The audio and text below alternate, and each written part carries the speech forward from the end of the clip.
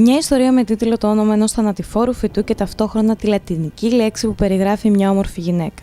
Μια ιστορία εμπνευσμένη από το αξέχαστο έργο της Mary Shelley, το Frankenstein.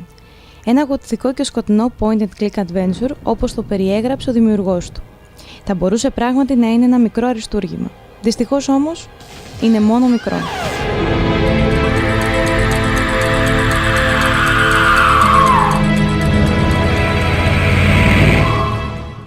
Η ηρωίδα μας ξυπνά από το θάνατο σε ένα υπόγειο εργαστήριο. Προφανώς κάποιος την επανέφερε στη ζωή, όπως περίπου είχε κάνει ο Dr. Frankenstein.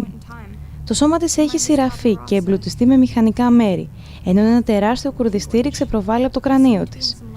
Καταλαβαίνει ευθύς αμέσως ότι την έχουν επαναφέρει στη ζωή, αλλά δεν θυμάται τίποτε άλλο. Ξεκινά λοιπόν να εξερευνά το χώρο γύρω της αναζητώντας απαντήσεις. Η αποστολή της δεν θα είναι δύσκολη, μιας και την περιμένουν διάσπαρτες σελίδες από τα ημερολόγια που ξετυλίγουν την ιστορία. Μια ιστορία που θα μπορούσε να έχει ενδιαφέρον, δυστυχώς όμως ελάχιστο έχει τελικά, μιας και το κείμενο είναι αφελές, σχεδόν παιδικό στη γραφή του.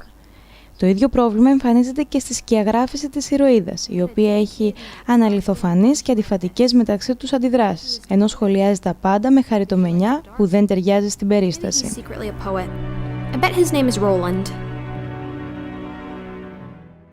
Η αλληλεπίδραση που έχουμε με το περιβάλλον είναι περιορισμένη και τα hot spots λιγοστά, ενώ οι γρίφοι που υπάρχουν είναι ελάχιστοι και αστειωδώς εύκολοι. Γενικά όλα δείχνουν πως ο δημιουργός θέλει να αφηγηθεί μια ιστορία και όχι να εστιάσει στο gameplay. Δυστυχώς όμως ο τρόπος που επέλεξε να το κάνει αυτό δεν λειτουργεί καλά. Τέλος, να αναφέρουμε πως δεν υπάρχουν saves, γίνεται auto-save στο σημείο που βρισκόμαστε. Πολύ μικρό το κακό όμως αν αναλογιστείτε πως συνολικά το παιχνίδι διαρκεί από 15 λεπτά έως 1 ώρα, αναλόγως αν θα διαβάσετε όλα τα κείμενα ή όχι.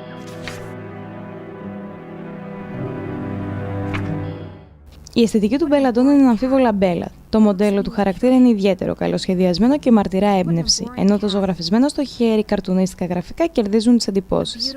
Αντίθετα, η μουσική υπόκρουση δίνει την αίσθηση πως είναι πάντοτε μια νότα πιο βαριά και δεν ταιριάζει με αυτό που βλέπουμε, δίνοντας την αίσθηση πως το παιχνίδι δεν έχει αποφασίσει ποια θέλει να είναι τελικά η ταυτότητά του.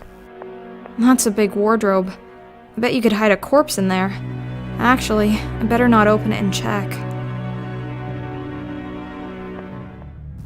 Το Belladonna έχει μια αφέλεια μιας παιδικής ιστορίας. Μπορούμε όμως να προτείνουμε σε ένα παιδί ένα παιχνίδι με τόσο πολύ κείμενο. Και μάλιστα κείμενο που μιλάει για ζήλια, μοιχεία και φόνο. Μάλλον όχι. Ίσως μπορούμε να το προτείνουμε σε κάποιον που κάνει τα παρθενικά του βήματα στο Zen και θέλει ένα πλοϊκό παιχνιδάκι για αρχή. Αλλά σίγουρα όχι σε έμπειρους και απαιτητικούς adventure games.